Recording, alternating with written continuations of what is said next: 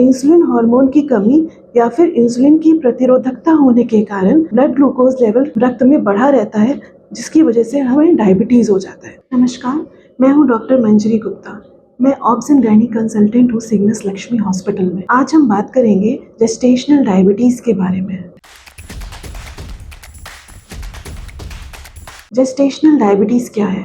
गर्भावस्था के दौरान डायबिटीज़ हमारे सामने कई रूप में आ सकता है, जैसे कि टाइप 1 डायबिटीज़, टाइप 2 डायबिटीज़ एवं गर्भकालीन डायबिटीज़, जिसे हम जेस्टेशनल डायबिटीज़ भी कहते हैं। गर्भावस्था के दौरान महिला के शरीर में कई तरह के हार्मोनल बदलाव होते हैं, जिसके कारण इंसुलिन हार्मोन की प्रतिरोधकता बन जाती है, जिसे हम इंसुलिन रेजिस्टेंस भी कहते हैं।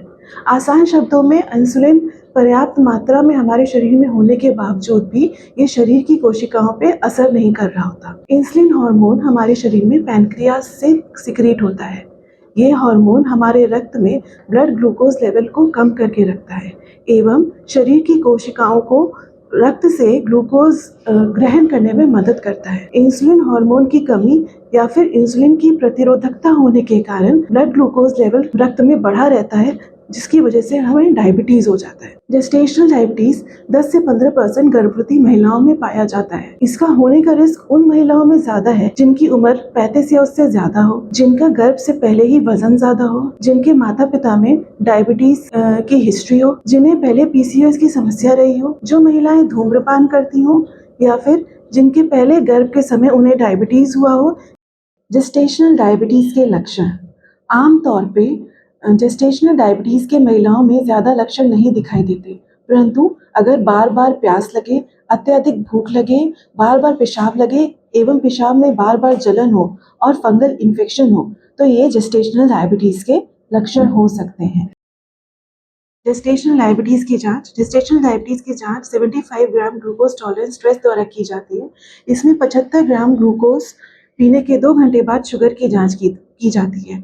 अगर ये जांच 140 मिलीग्राम पर डेसीलीटर या उससे ज़्यादा होती है तो हम महिला को जेस्टेशनल डायबिटीज़ की श्रेणी में रखते हैं। ये जांच नॉर्मली गर्भ के 24 से 28वें हफ्ते में की जाती है, परंतु जो महिलाएं हाई रिस्क हैं उन्हें प्रेगनेंसी कंफर्म होते ही ये जांच करवानी चाहिए, और अगर ये जांच नॉर्मल आए तो गर्भ के 24 से 28वें हफ्ते में दोबारा करवानी चाहिए। जेस्टेशनल डायबिटीज़ से माँ और शिशु दोनों को कई तरह के दुष्प्रभाव हो सकते हैं।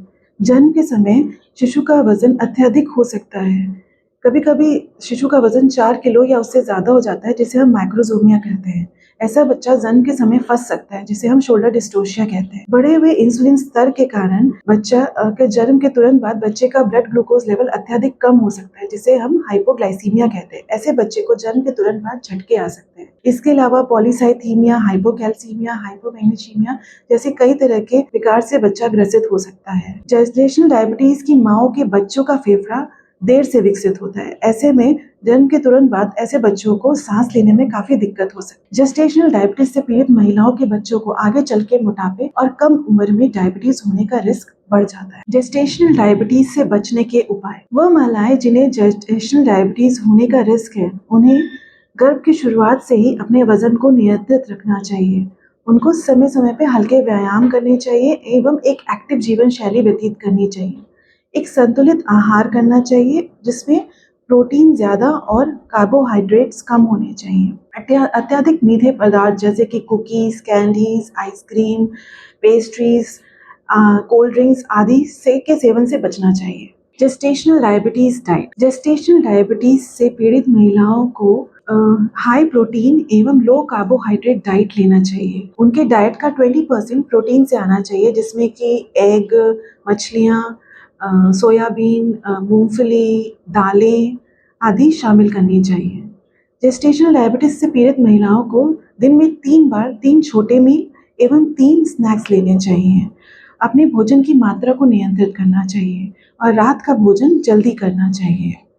ऐसी महिलाओं को लो ग्लाइसेमिक इंडेक्स एवं हाई फाइबर वाले फ्रूट्स का सेवन करना चाहिए, जैसे कि सेब, संतरा, नाशपाती आदि का सेवन करना चाहिए एवं फलों के जूस पीने से बचना चाहिए। हाई आयरन युक्त सब्जियां खानी चाहिए, जैसे कि मेथी, पालक, चौराई, लौकी, तरोई आदि का सेवन करना चाहिए। कुछ खाद्य पदार्थ हमारे शरीर में ब्लड ग्लूकोज लेवल को अत्यधिक बढ़ा देते हैं। ऐसे पदार्थ के सेवन से बचना चाहिए, जैसे कि junk foods, pizza, burger, cold drinks, processed foods like jam, candies, jelly और बेक्ड फूड्स और बेकरी के सारे प्रोडक्ट्स के सेवन से बचना चाहिए। जेस्टेशनल डायबिटीज़ का इलाज। जेस्टेशनल डायबिटीज़ से पीड़ित महिलाओं को अपना ब्लड ग्लूकोज लेवल नियंत्रित करके रखना चाहिए। उनका फास्टिंग ब्लड ग्लूकोज 100 से कम एवं खाना खाने के बाद का ब्लड ग्लूकोज 140 मिलीग्राम पर डेसीलीटर से कम रहना चाहिए। जिन महिलाओं का शुगर डाइट एवं व्यायाम से कंट्रोल नहीं हो रहा है, उन्हें शुगर कम करने वाली दवाइयों का सेवन करना पड़ सकता है, जैसे कि मेटफॉर्मिन एवं इंसुलिन इंजेक्शन की ज़रूरत पड़ सकती है। ऐसी महिलाओं को समय समय पर डॉक्टर से परामर्श के लिए जाना चाहिए एवं अपने गर्भ में पल रहे शिशु की विकास को मॉनिटर करने के लिए समय समय पर अल्ट्रासाउंड करवाना चाहिए एवं डॉक्टर द्वारा दिए गए जो भी टेस्ट हैं उन्हें समय समय पर करवाना चाहिए। जेस्टेशनल डायबिटीज़ के लक्षणों को पहचान के एवं उनका सही समय पर इलाज करके माँ और बच्चे दोनों को इसके दुष्प्रभाव से बचाया जा सकता है। धन्यवाद।